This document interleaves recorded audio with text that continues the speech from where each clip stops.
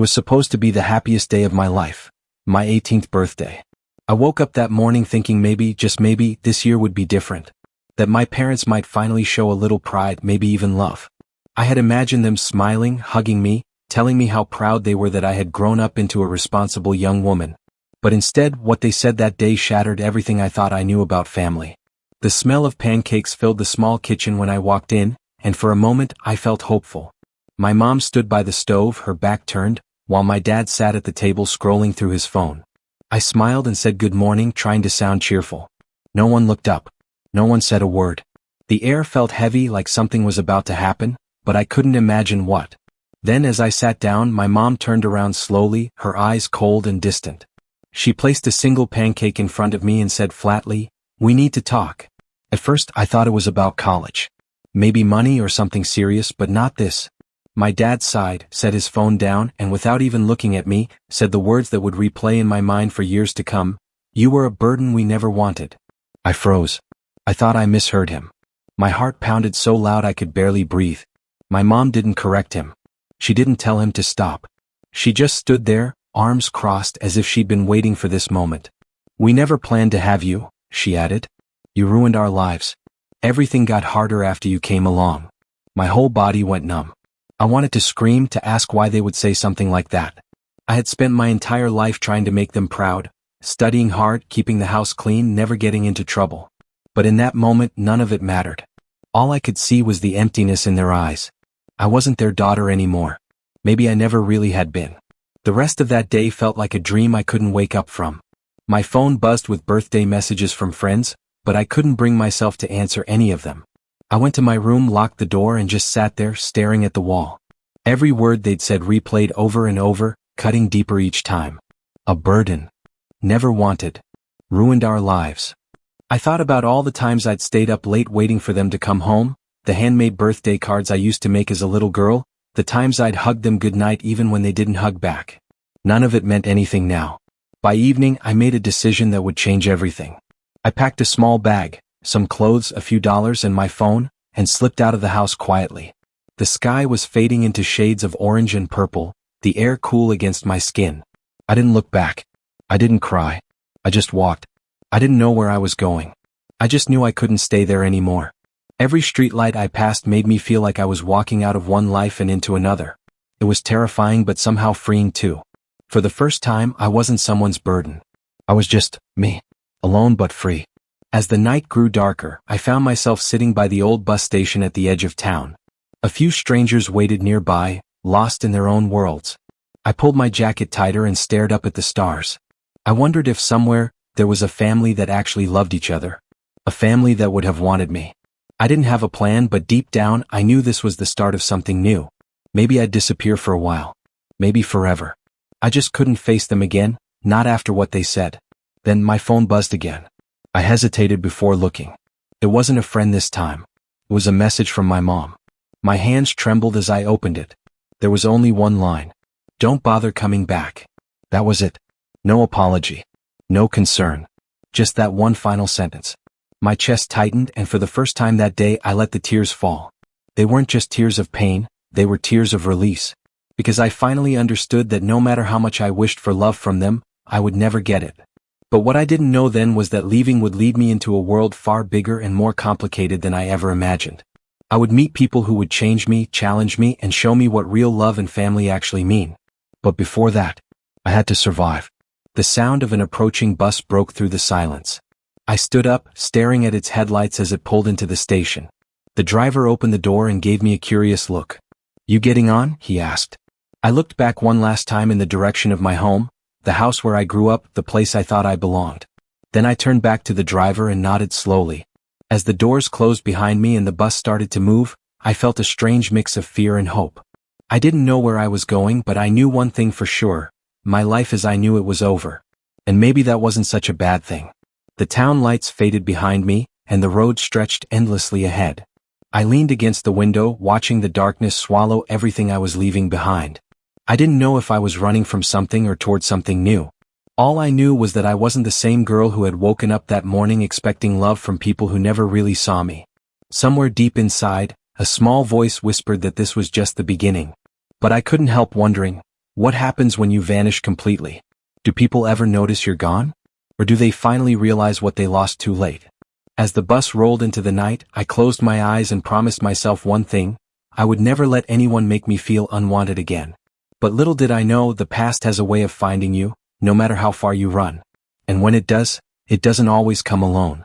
The bus rattled down the empty highway as the city lights disappeared behind me. The further we went, the quieter it got. Only a few people were still awake: an old man reading a newspaper, a woman humming softly to her baby, and a teenage boy tapping on his phone. I pressed my forehead against the cool glass window, watching the reflection of my tired face flicker with passing lights.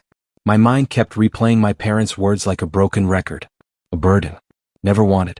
No matter how many times I tried to block them out, they kept echoing inside me. I didn't even know where the bus was headed. I had just handed the driver the few crumpled bills I had and said, "As far as this gets me." Now I was somewhere between towns, lost in the middle of nowhere. It was strange how quiet everything felt. For the first time in my life, I wasn't expected to be home by a certain hour or explain where I was going. It was freedom, but it felt lonely too. When the bus stopped at a small roadside diner hours later, I stepped out to stretch my legs. The air was crisp and I could smell rain coming. Inside, the diner lights were soft and warm, the kind of place that looked frozen in time. I sat at a corner booth, staring at the menu without really reading it. My stomach growled, but I couldn't bring myself to eat. I was still too shaken. A waitress, probably in her 40s, walked over with a tired smile. Her name tag said Nancy. "Long night?" she asked. I nodded quietly. "Yeah, something like that." She looked at me a moment longer, maybe noticing the way I clutched my backpack like it was my whole world. "Coffee's on the house, sweetheart," she said kindly before walking away. Her small kindness almost made me cry. I hadn't realized how much I needed someone, anyone, to just be kind. When she brought the cup over, I thanked her softly. She smiled again, but her eyes seemed to ask a question she didn't voice. I think she knew I was running from something. Maybe she saw a little of her younger self in me. As I sat there, I started thinking about how everything had led to this moment. My parents hadn't always been so distant, or maybe I had just been too young to see it. Growing up, I used to think their silence meant they were busy, that their coldness was just how adults were. My mom rarely hugged me. My dad always looked annoyed when I asked for help. I thought if I worked harder, got better grades, did everything right, maybe they'd notice me. But they never did. I remembered my 10th birthday. No friends, no party, just a small cupcake I made myself because they had other plans. I remember sitting in my room, blowing out that single candle, wishing they'd love me. That wish never came true. By the time I turned 16, I had stopped hoping. I started saving money from my part-time job, not knowing why, just feeling like one day I'd need to leave. And now that day had come. I sipped the warm coffee slowly, trying to push away the ache in my chest. The diner door opened, and a man in a faded jacket walked in. He looked like he'd been traveling too. He glanced around, then sat a few tables away from me. I caught his reflection in the window, tired eyes, maybe mid-30s, a small scar near his chin. Something about him felt familiar, though I couldn't place it. He ordered something and then looked my way. "You traveling alone?" he asked casually. His tone wasn't threatening, just curious. Still, my guard went up. "Yeah," I said, keeping my voice low. "Just passing through." He nodded. "Same here. Sometimes getting away is the best thing you can do." There was something about the way he said it, like he knew what running away felt like. I didn't respond, but part of me wanted to ask where he was going, what he was escaping from. After a few minutes, Nancy came back to refill my cup.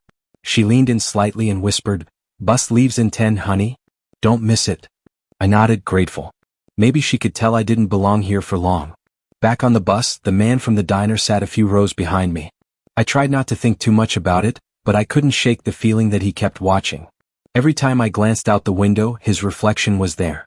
Maybe it was just my nerves, but I pulled my jacket tighter and turned toward the glass, pretending to sleep.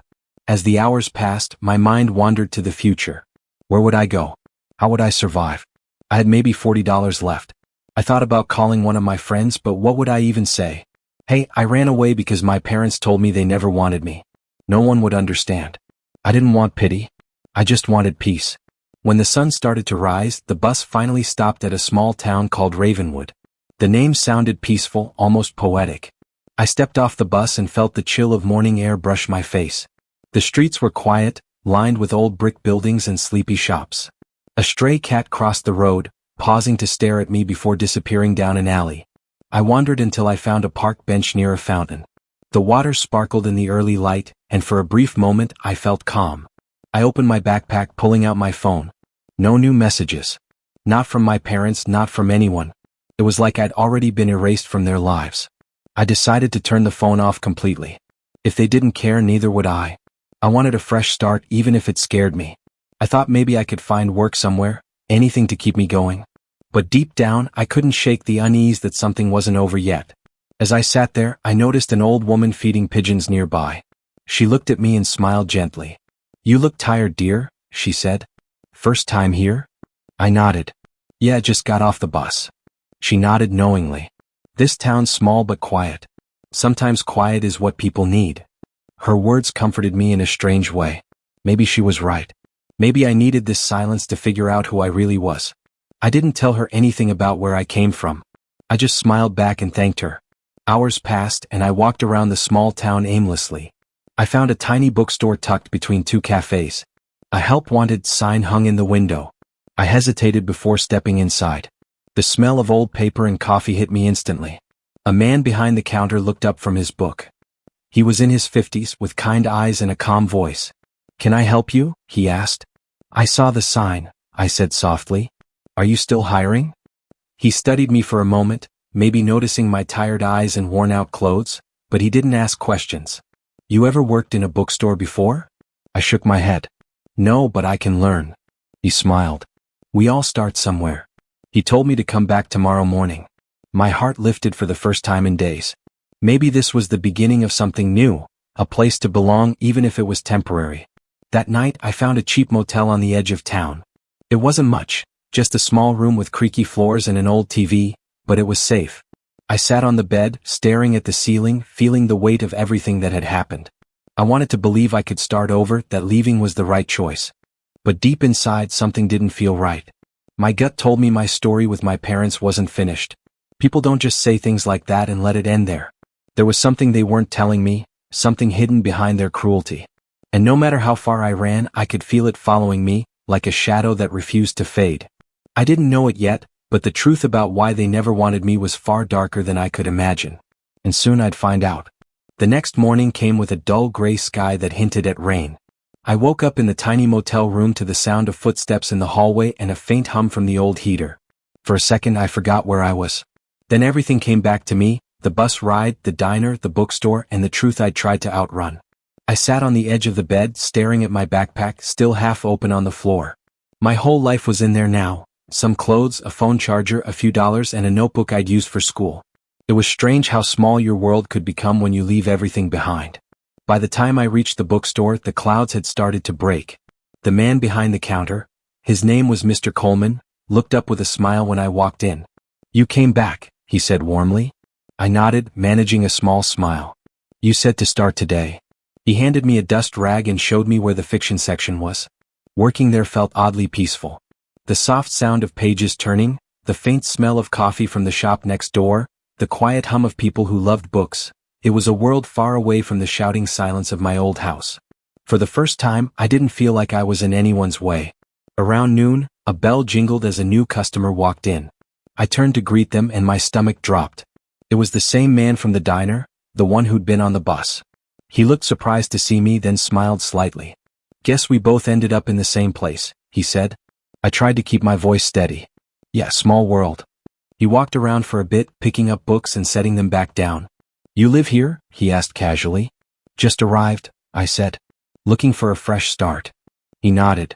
"That's brave. Not many people can just walk away." His tone was calm, but something about his words made me uneasy. Before I could ask him anything, Mr. Coleman came over to help another customer, and the man left soon after, tipping his head politely as he went. That night I couldn't stop thinking about him. Was it a coincidence he was here too? Or was it something more? I tried to convince myself it didn't matter, but deep down I felt a flicker of worry. Over the next few days, life in Ravenwood started to take shape. I worked mornings at the bookstore and helped close in the evenings. Mr. Coleman was kind but private. He never asked about my past, but sometimes he'd give me this look, like he could tell there was more to my story than I let on. He talked about his late wife, about how the store had been their dream together. It was comforting hearing about someone else's pain. it made mine feel less heavy. In the afternoons, I'd sit at the park again, near the fountain where I first stopped when I arrived.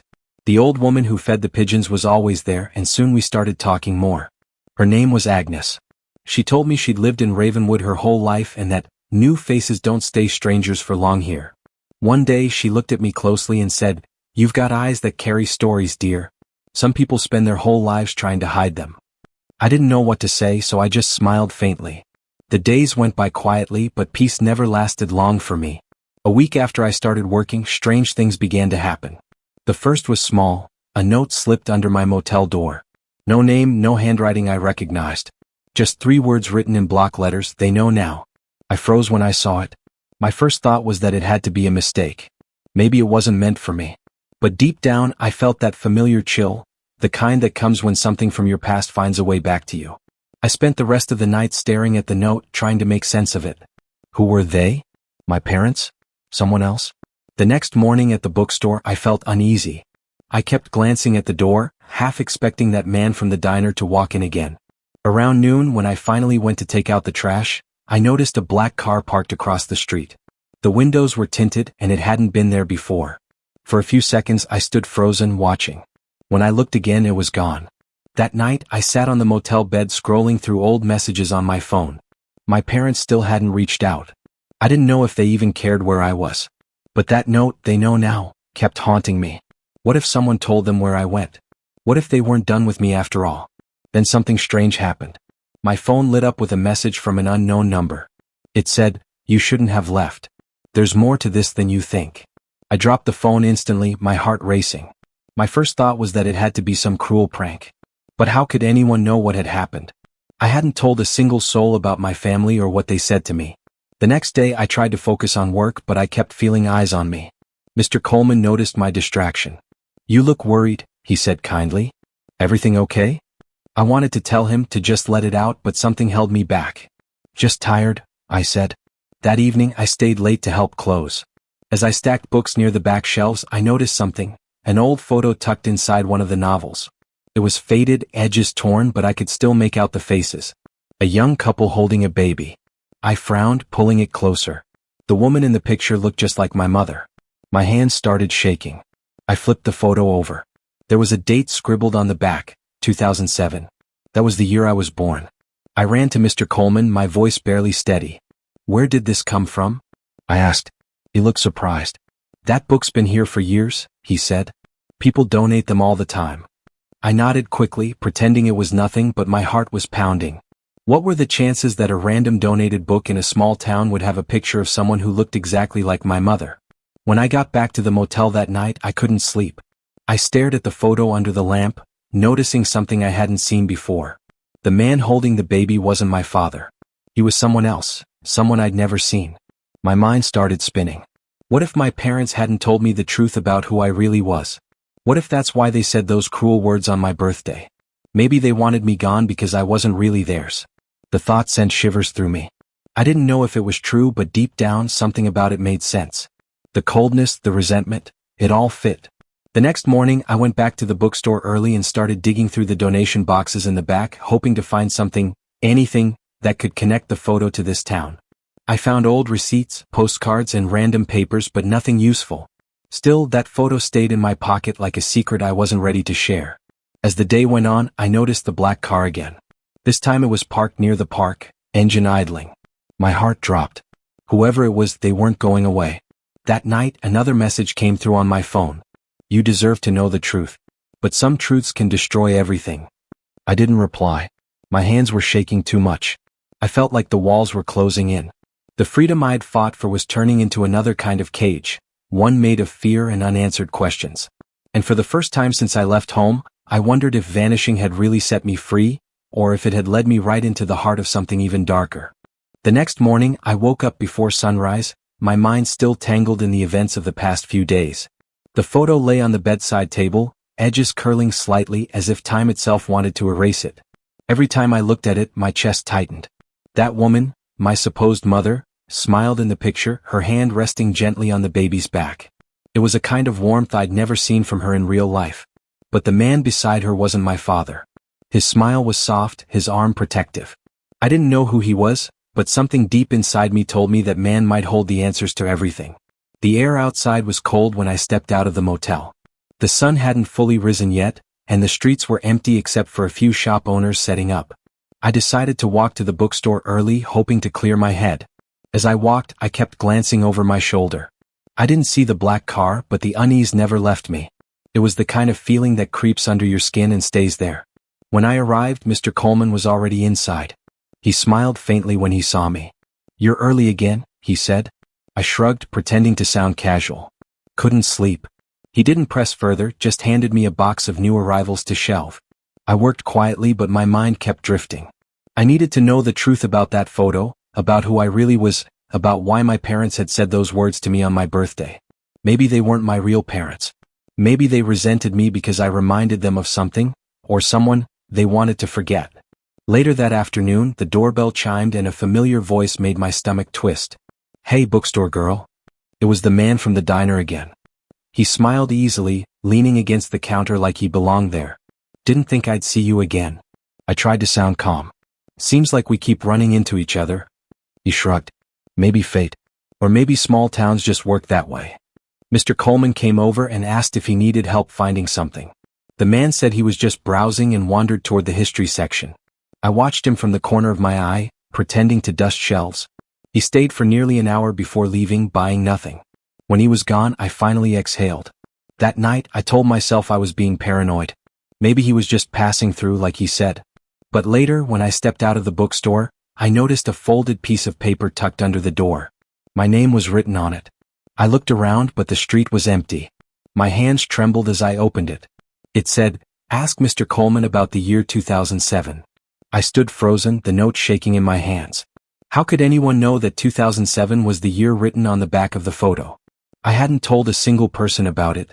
The next day I tried to act normal, but every time I looked at Mr. Coleman, I wondered, did he know something? The thought made me feel guilty. He had been kind to me, given me a job when I had nowhere else to go. But the more I thought about it, the more things started to seem strange. Why did that photo end up in his bookstore? Why had he looked so calm when I asked about it? Around lunchtime, I finally gathered the courage to ask. "Mr. Coleman," I said, trying to sound casual, "how long have you lived in Ravenwood?" He looked up from his book. "Oh, most of my life. Left for a few years, came back around 2007 actually." He smiled faintly. "Why do you ask?" I forced a smile back, pretending it was just small talk. "Just curious." But my heart was pounding so loud I could barely hear my own thoughts. 2007. The same year from the photo. That evening, as I closed the shop, I stayed behind pretending to organize the back shelves. When Mr. Coleman left, I went through the donation boxes again, hoping for something else connected to that picture. After nearly an hour, I found an old envelope wedged between two boxes. It had no address, no name, just a faint coffee stain in one corner. Inside were a few old photos, and my breath caught when I saw the first one. It was the same couple again, the same man and woman from the picture I'd found before, but this time they were standing in front of a house I didn't recognize. And in the corner of the photo was a shadow of another figure, blurred but distinct. Mr. Coleman. My knees felt weak. I sat down right there on the floor, staring at the photo in disbelief. What was he doing in that picture? How did he know them? Just then I heard footsteps behind me. I turned sharply, heart pounding. Mr. Coleman stood at the doorway, his face unreadable. "Working late again?" he asked softly. I quickly hid the photo behind my back. "Just finishing up." He smiled gently, but his eyes looked sad. "Be careful walking home," he said before turning off the lights and locking the door behind him. That night I couldn't sleep. I kept replaying everything in my mind, the notes, the messages, the photo, the year 2007. Nothing made sense, yet it all felt connected somehow.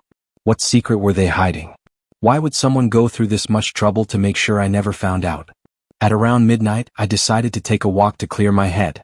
The streets were quiet except for the occasional rustle of wind through the trees. I ended up near the park again, the one with the fountain. The old woman Agnes wasn't there this time, but I sat down on our usual bench.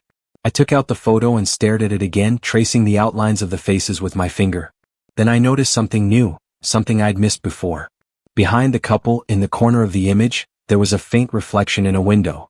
It was blurry, but the shape looked like a child's face. A little girl, maybe 2 or 3 years old. A strange chill ran through me. Could that child be me?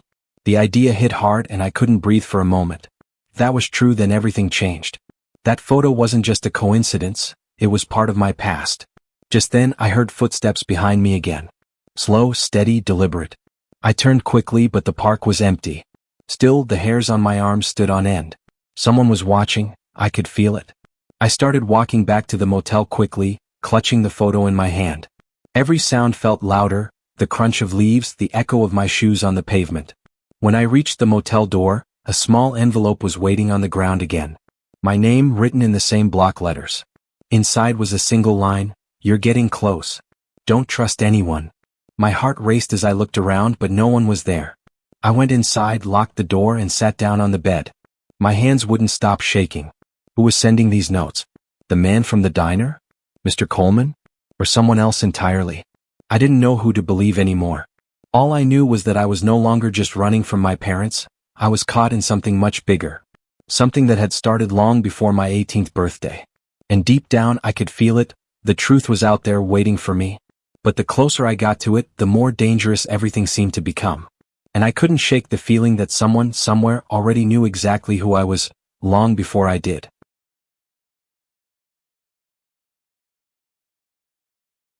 Sleep never came that night. I sat by the window, watching the rain trace thin lines down the glass, my mind spinning in endless circles. The photo lay on the table beside me, that same small child's face barely visible in the reflection behind the couple. The more I looked at it, the more certain I became, it had to be me. But if that was true, then who were those people? And what did Mr. Coleman have to do with them?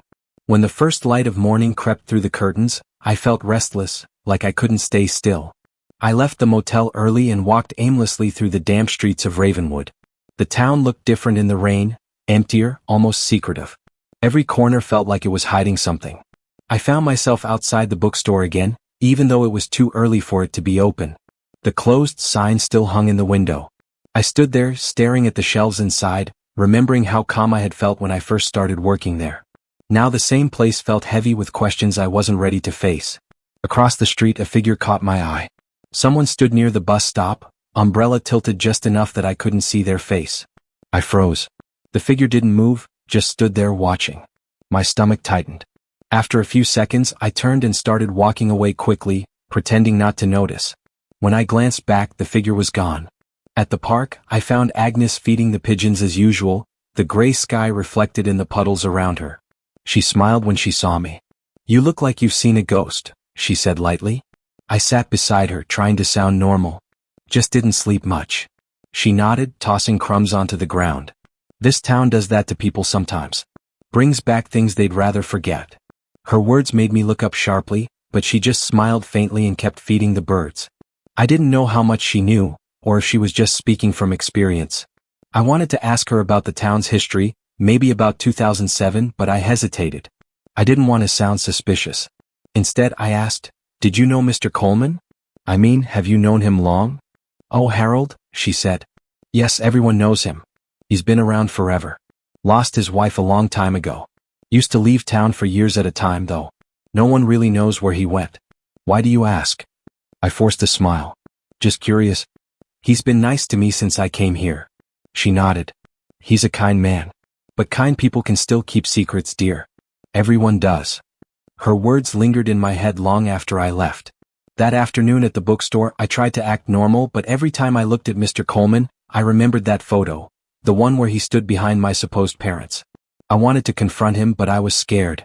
What if there was something darker to it? Later that day, the man from the diner showed up again. This time he didn't pretend to browse. He walked straight to the counter, his tone quiet but firm. "We need to talk," he said. I felt my stomach twist. "About what?"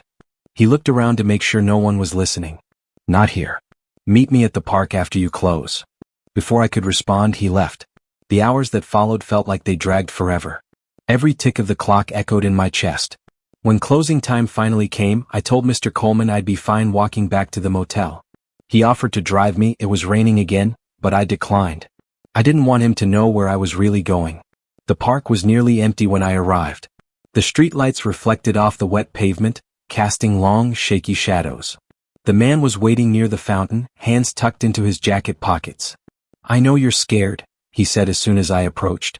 "But you have to listen." I crossed my arms, trying to sound braver than I felt. Who are you? He hesitated. My name's Daniel. I used to know your parents. Your real ones. The words hit me like a punch. My real parents? I whispered. He nodded. The people who raised you, they weren't supposed to. You were taken. I stepped back, shaking my head. That's not possible. He reached into his pocket and pulled out a small envelope, setting it on the fountain's edge. There's more in here. Proof. Photos, documents. But you need to be careful. The truth you're looking for, it's buried deep. And some people don't want it coming out. Before I could say anything, he turned and walked away, disappearing into the fog. I stood there trembling, rain soaking through my jacket, the envelope cold in my hands. When I opened it, there were copies of old papers, birth records, medical forms, and a faded photo that made my heart stop. It was the same man and woman again, holding the same baby. But this time, the back had a name written in pen. Lena. My name. I ran back to the motel, every step echoing louder in the rain. Inside, I spread the papers across the bed. Some of the documents looked official, others didn't. There were signatures, hospital stamps, even a last name I didn't recognize. Coleman. My hands trembled as I read through them. One of the papers mentioned temporary guardianship. Another had a section blacked out with ink. But I could still make out part of a line. Child to be relocated under new identity. I couldn't breathe. My whole life, the people I thought were my parents, the home I thought I grew up in, it all started to blur into something that didn't make sense anymore. Then came the knock at the door. Soft, steady, but insistent. I froze. I didn't move, didn't speak. After a moment, whoever it was slipped something under the door. When the footsteps faded, I slowly reached for it. It was another note, written in the same block letters as before. Stop digging. Some things are better left buried. That night, I sat on the floor surrounded by photos and documents, my heart pounding. Nothing felt real anymore. I didn't know who to trust, Daniel, Mr. Coleman, or anyone else. The truth was pulling me closer, but every step forward made the shadows around me darker. I kept thinking about my parents, the ones who raised me. Were they really cruel, or were they protecting me from something worse? And what about Mr. Coleman? Was he part of it, or had he been trying to help me all along? The rain outside turned into a storm, wind rattling the window. I picked up the photo again, tracing the baby's face, my face, with my fingertip. There were still too many missing pieces. But one thing was clear now. I wasn't who I thought I was. And the people who had lied to me weren't finished yet. The next morning, I woke up to silence, an eerie kind that felt too heavy for a small town like Ravenwood. My phone buzzed with an unknown number. A message flashed across the screen, come to the bookstore. Alone. My stomach knotted. The last thing I wanted was another secret meeting, but something in me said this was it. Whatever truth I'd been chasing was about to surface. I slipped the envelope of papers into my jacket and stepped outside. The air was sharp and cold. The clouds hung low, and the streets were almost empty, except for the faint sound of church bells in the distance. When I reached the bookstore, the door was unlocked even though it was still early. The smell of old paper and rain greeted me. I called out softly, Mr. Coleman? No answer. The shop was quiet except for the steady drip from a leak near the back. Then I saw him. Mr. Coleman sat at the counter, pale and tired, his eyes fixed on the door as if he'd been waiting for me all night. You found the papers, he said quietly. I didn't deny it. You knew, didn't you? You've known all along who I really am. He sighed, running a trembling hand through his gray hair. I didn't want you to find out like this. Not through strangers. Then tell me, I demanded. Who am I? And what happened to my real parents? He looked at me for a long moment, eyes glistening. Your name is Lena Coleman. You're my daughter. For a moment I couldn't breathe. The words didn't register. That's not possible, I said, stepping back. He shook his head. It's true. You were just a baby when everything fell apart. Your mother and I, we were part of a research project meant to protect children in witness cases. But the people running it turned it into something else. They started selling information, identities, locations. When I tried to expose them, they came after us. I stared at him, trying to process every word. So you gave me away? He nodded, his face full of guilt. It was the only way to keep you safe. I thought if you grew up somewhere else with a new name, they'd never find you. Your foster parents were supposed to protect you. But something went wrong. They weren't supposed to know the truth about who you were. My chest tightened. They told me I was a burden they never wanted. They hated me. Tears welled up in his eyes. I'm sorry. I didn't know how they treated you.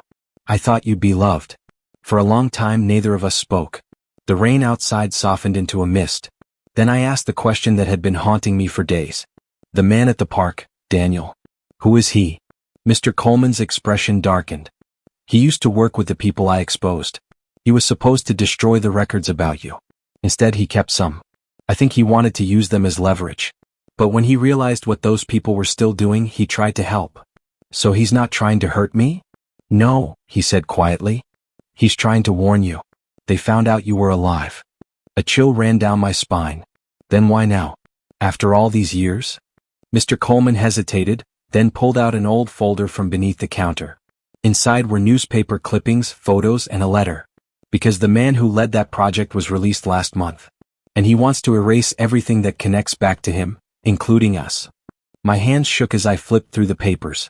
There it was, an article from years ago about a government investigation that mysteriously went cold. The name of the lead scientist stared back at me, Dr. Marcus Hale. Before I could ask anything else, the door creaked open. Daniel stepped inside, soaked from the rain, his face grim. They're here, he said urgently. You need to go, both of you. Mr. Coleman stood up, reaching for his coat, but Daniel shook his head. No. They'll be watching the roads. You can't run forever. He turned to me. Lena, there's something you need to know. Hale isn't after you because of your father's whistleblowing. It's because of you. Me? I whispered. He nodded. You were part of the first phase of the project. Children born with specific DNA markers they thought could resist certain diseases. You were the only one who survived. Hale wants to erase every trace of that experiment to protect himself. The room spun. I felt the world tilt under my feet. So my whole life was built on a lie. Daniel's voice softened. You were never a burden, Lena. You were a miracle. And that scared them. Mr. Coleman stepped closer, placing a trembling hand on my shoulder. I've kept everything that proves what they did. Files, evidence, everything Hale wanted destroyed. But if we expose him now, it could finally be over. Daniel looked out the window nervously. We don't have much time. If you're going to do it, it has to be tonight. I nodded, feeling something in me shift, fear turning into resolve. For years, I had carried the pain of not being wanted, not belonging anywhere. But now I knew the truth. I wasn't unwanted. I was hidden. Protected. That night, the three of us met in the small office behind the bookstore. Rain hammered against the roof while Mr. Coleman handed me a flash drive. Everything's here, he said. You get this to the local reporter, Agnes. She used to be an investigative journalist before they shut her down. She'll know what to do. Before I could respond, we heard a car door slam outside. Headlights cut through the rain. Daniel peered through the blinds, his voice tense. They found us. Mr. Coleman turned to me, his expression calm but determined. Go. Through the back door. I'll hold them off. I didn't want to leave him, but he pushed me toward the hallway. Lena, listen to me. You've got a chance to finish what I couldn't. Go. I ran through the dark alley, clutching the flash drive like it was life itself. Behind me, I heard shouting, then the sound of tires screeching and glass breaking. I didn't look back. When I reached Agnes's house, my hands were shaking so badly I could barely knock. She opened the door, eyes wide with shock as I handed her the drive. You were right, I said breathlessly. This town hides more than memories. She took the drive, her expression hardening with purpose. Then let's make sure the world knows. Hours later, the story broke online. Government experiments. Missing records. The truth finally revealed. But when I went back to the bookstore, it was gone. Empty, lights off, shelves cleared. Mr. Coleman had vanished, just like he once made me vanish. Days passed with no sign of him. The authorities claimed he was under protection, but part of me wondered if that was just another story. One night, I found a note slipped under my motel door. It was written in the same careful handwriting as before. You were never lost, Lena. You were found. Keep living free. I pressed the paper to my chest, tears blurring my vision. For the first time in years, I didn't feel like a mistake or a secret. I felt alive, like the story that had nearly broken me had finally given me back my voice. But as I packed to leave town, I noticed something strange on the motel TV. A news anchor was reporting the story, showing a photo of me from years ago. And behind her, standing quietly in the background of the newsroom, was a familiar face watching from the shadows. Mr. Coleman. He smiled faintly at the camera before turning away. And that's when I realized, some stories never really end. They just change shape, waiting to be told again. 4 days after the news broke, my life became a blur of noise, messages, and confusion. Reporters wanted to talk to me, government officials wanted to ensure my safety, and strangers online called me everything from brave to a liar. I stayed quiet. I didn't want attention. All I wanted was peace, something I hadn't truly felt in years. The motel room felt smaller each day. I would sit on the edge of the bed, staring at the note Mr. Coleman left me, running my thumb over the words again and again. You were never lost, Lena. You were found. Those words had started to mean something new. For so long, I'd defined myself by pain, by what my parents said, by the rejection that shaped me. But now I could finally see beyond that. I had been hidden, not unwanted. I had been protected, not abandoned. Agnes came by a few times after the story aired. She'd taken a huge risk publishing it, but she didn't seem afraid. They can't silence the truth forever, she said one afternoon as we sat in her kitchen. And they can't erase who you are now. I smiled weakly. But what if they try again? She looked at me thoughtfully. Then you keep telling your story, Lena. That's how you win. Her words stayed with me. I started writing everything down, the memories, the lies, the fear, even the moments of kindness that had kept me going. It felt strange turning all that pain into words, but it helped me understand it. Maybe, in a way, that was what healing really meant. A week later, I received a letter from Daniel. No return address, just my name written neatly on the front. Inside there was a short message. It's over. Hale is in custody. Your father is safe, but he won't be returning to Ravenwood. He said to tell you he's proud of you. Tears filled my eyes. I sat there for a long time, letting the words sink in. The man I had feared, questioned, and doubted was my father all along. And now, even though he was gone again, I finally felt his love in a way I never had before. It wasn't perfect. It wasn't what I used to dream of. But it was real. I decided it was time to leave Ravenwood. The town had given me answers, but it had also held me in the shadow of everything I lost. On the morning I left, the sky was clear for the first time in weeks. The bookstore still stood empty, its windows dark, but I left a note on the door anyway. It simply said, "Thank you for giving me the truth." The bus ride out of town was quiet. I watched the trees blur by, thinking about how far I had come, from the girl who ran away on her 18th birthday to the woman who finally understood her own story. Every mile that passed felt like a small piece of the old pain falling away. When I reached the next city, I rented a small apartment and started fresh. I didn't tell anyone where I came from or what had happened. For the first time, I wasn't running, I was building. I got a job at a local library, something peaceful, surrounded by books and silence. It reminded me of the bookstore, but without the ghosts. At night, I kept writing. The pages filled quickly, memories, dreams, moments of fear, moments of strength. I didn't know if I'd ever publish it, but that wasn't the point. Writing made me feel free. It was a way to take control of a story that had once controlled me. Months passed and life began to feel almost normal. One afternoon, I received an email from Agnes. She'd written a follow-up article about how the exposure of Dr. Hale's project had sparked new investigations into similar cases. You started something bigger than you think, she wrote. You gave people courage to speak up. I smiled as I read it. For years, I had believed my voice didn't matter, that no one wanted to hear from me. But now, my truth had helped others find theirs. Maybe that was the purpose behind all the pain, to turn it into something that could light the way for someone else. Still, sometimes, when the nights were quiet, I would think about Mr. Coleman. I wondered where he was, if he was safe, if he ever thought about me. Then one evening I got my answer. A small package arrived in the mail with no return name. Inside was a photo, an old picture of him and a woman holding a baby. Me. On the back, in his handwriting, were 5 words, "Keep living free, my Lena."